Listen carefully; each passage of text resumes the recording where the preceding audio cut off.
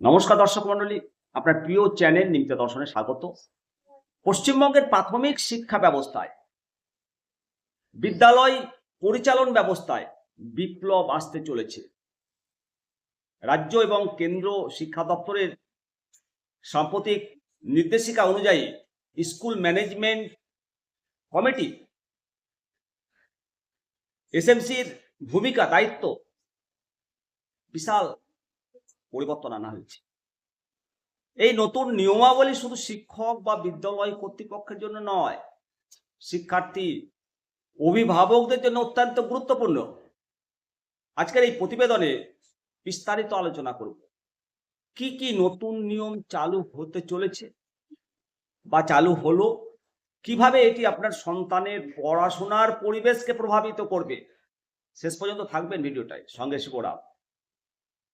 প্রথমেই আপনাদেরকে জানাবো যে এসএমসি বা স্কুল ম্যানেজমেন্ট কমিটির মূল কাজ কি হতে চলেছে। সরকারের নতুন নির্দেশিকা অনুযায়ী এতদিন যে কমিটিগুলো কেবল কাগজে কলমে কাজ করত, সেগুলোকে এখন থেকে পুরোপুরি সক্রিয় হতে হবে।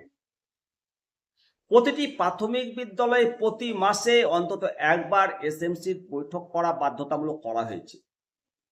শুধু বৈঠকই নয়, ওই বৈঠকের সমস্ত কার্যবিবরণী এবং উপস্থিতির অনলাইন আপডেট নির্দিষ্ট পোর্টালে বা প্রশাসনিক দপ্তরে আপনাকে নিয়মিত জমা দিতে হবে। এবার আসা যাক বিদ্যালয়ের পরিকাঠামোগত সমস্যা। পানীয় জলের ব্যবস্থা, বিদ্যুৎ সংযোগের মতো বিষয়গুলো, সোলার বিদ্যুৎ পরিকাঠামো, গার্লস টয়লেট রিপেয়ারিং, এই সমস্ত বিষয়গুলো অবিলম্বে সমাধান করার ক্ষমতা এবং নির্দেশিকা এই কমিটিকে দেওয়া হচ্ছে। দ্বিতীয়ত গুরুত্বপূর্ণ যেটা পয়েন্ট, মিড ডে মিল এবং ছাত্রছাত্রীদের নিরাপত্তার বিষয়টি। নতুন গাইডলাইনে স্পষ্ট করে বলা হয়েছে, স্কুলে প্রতিদিন পরিবেশন করা মিড ডে মিলের খাবারের গুণগত মান পরীক্ষা করার জন্য এসএমসির সদস্যদের মধ্য থেকে প্রতিনিধি বা অভিভাবকদের দায়িত্ব নিতে হবে।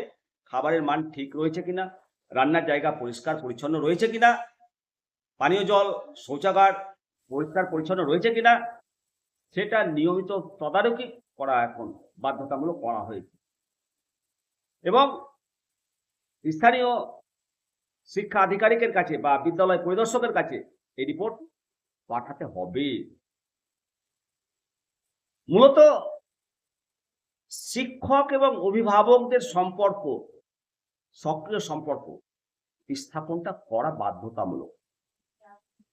অভিভাবকদের মতামতকে আগের থেকে অনেক বেশি গুরুত্ব দেওয়া হচ্ছে। এসএমসির বৈঠকে অভিভাবকদের উপস্থিতি এবং সুপারিশ নথিভুক্ত রাখা বাধ্যতামূলক করা হয়েছে।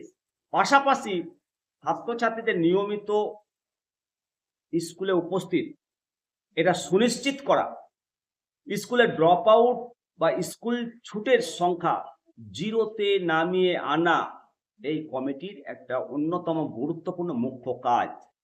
শিক্ষক মহাশয়রা যাতে সিলেবাস অনুযায়ী সঠিক সময়ে পাঠ সম্পন্ন করতে পারেন, সেই বিষয়ে সহায়কদের ভূমিকা পালন করতে হবে এসএমসিকে। সংক্ষেপে বলতে গেলে, প্রাথমিক শিক্ষার মান বাড়াতে, বিদ্যালয় পরিচালনায় স্বচ্ছতা আনতে এসএমসির গাইডলাইন এখন সময়োপযোগী, যুগোপযোগী পদক্ষেপ।